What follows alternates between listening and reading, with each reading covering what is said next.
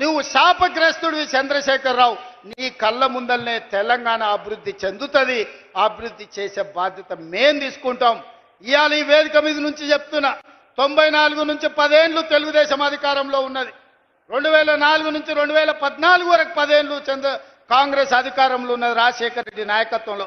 2014 నుంచి 2024 వరకు చంద్రశేఖరరావు ఈ తెలంగాణ రాష్ట్రానికి బీఆర్ఎస్ అధికారంలో ఉన్నది.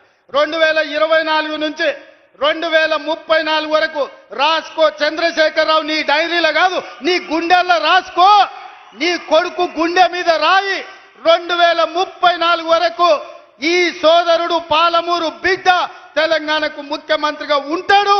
పాలమూరు నుంచే ప్రజా ప్రభుత్వాన్ని నడుపుతాం. ఇది నా మాట. నువ్వు నీ గుండెల్లో రాసుకో చంద్రశేఖరరావు. పాలమూరు నుంచే శాసనం చేస్తాం.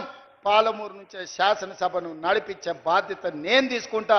నువ్వు దుఃఖం వస్తుందో, బాయిలో దుంకుతావో, పెట్రోల్ పోసుకొని తగిలబెట్టుకుంటావో అది నీ ఇష్టం.